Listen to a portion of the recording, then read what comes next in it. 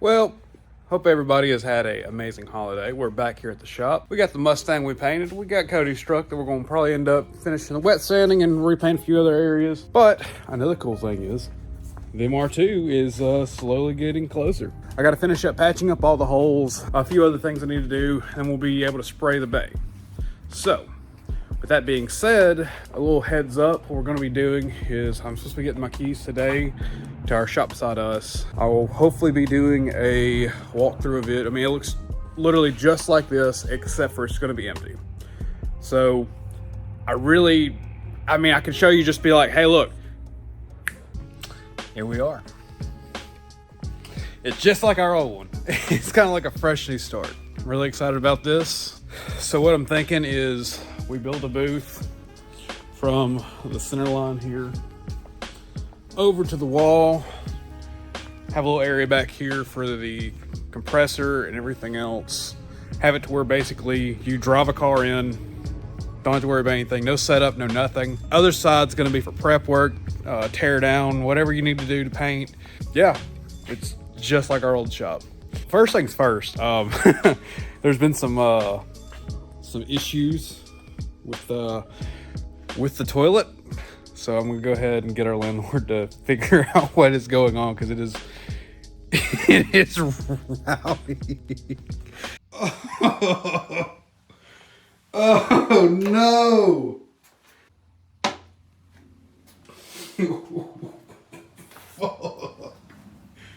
God damn it, John Rosalwer.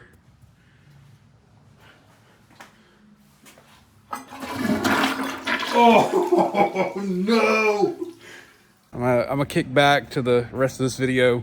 So one of those things is, I love these 8-foot lights from Amazon. They're pretty cool. I've actually got them, the 4-foot versions, in my garage upstairs, and as well kind of scattered in my basement for when I was doing paint.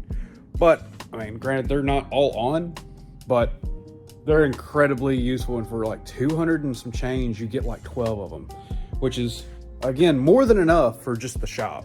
So what I'm probably going to do is when I build my booth, which will be a pretty interesting process because I've got like 2 designs in my head, still trying to figure out how I want to do the ventilation and extraction for it. I had a pretty cool idea for the downdraft, but I really don't want to build a platform to do all that.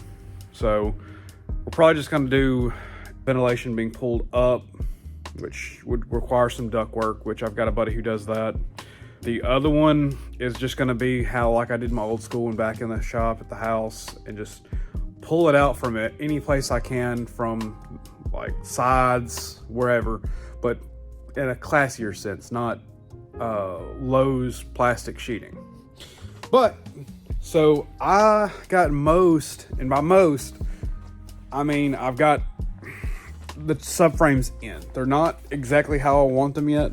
Really happy with how it turned out. I'm gonna have to, as you can see, there's a ton of camber, and the camber plates are all the way out.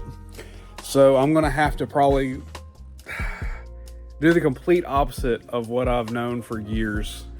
I'm going to have to narrow my LCAs, which again, I'm not complaining about, but I'm not happy with it. It's going to be interesting. This is a very interesting build for me because, I mean, the quarter panels are already kind of blown out.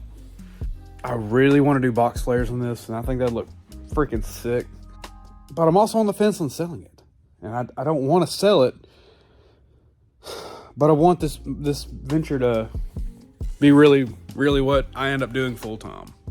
I don't know how it's going to work. I will probably lose a lot of money getting there, but if I can be able to quit my job and successfully keep doing this, that'd be my dream. So again, I said it in our last video. I want to thank every one of y'all for liking, subscribing.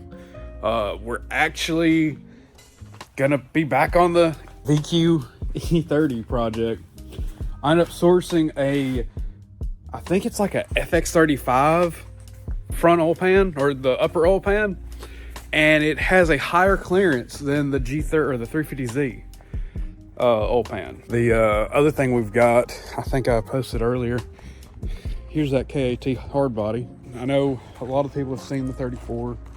It's probably gonna get repainted, so I'm not really happiest of how the silvers have all turned out, because as you can probably, you can or might not, but the trunk is actually a different color than the body. My Nissan Cube I had some leftover touch-up paint from it, so it doesn't match on camera.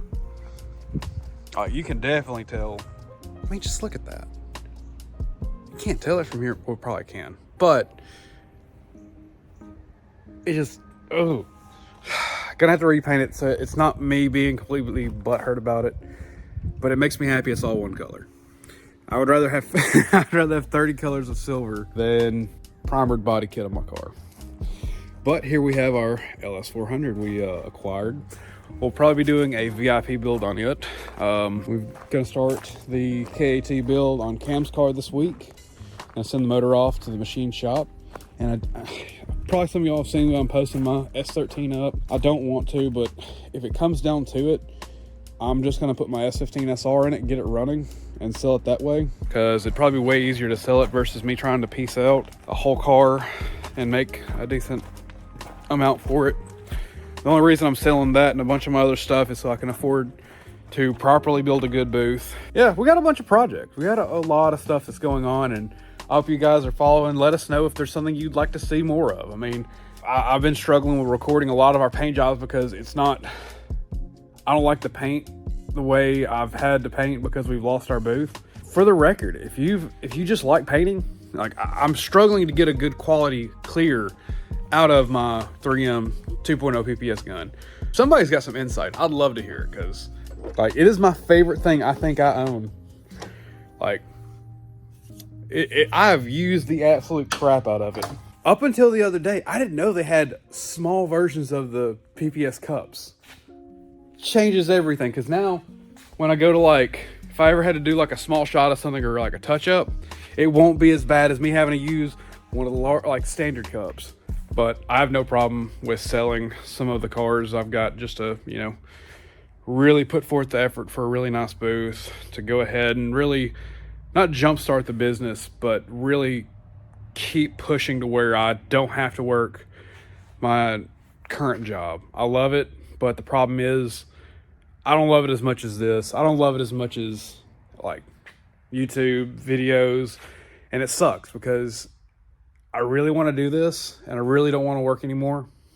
That's kind of the goal with this. That's kind of the goal with Skidbillies. Like, it's not to be famous. It's to be able to properly be able to like chuck the deuces to, you know, working the 9 to 5, or actually for me, it's about to be 410s and weekends. Yeah, it's going to be a hard push, but once Carson's here and other things keep going the way they are, there's going to be a lot of stuff that I'm going to have to really prioritize. And that's why if I can give up my job and still be able to take care of my family and everything else, I'll do it.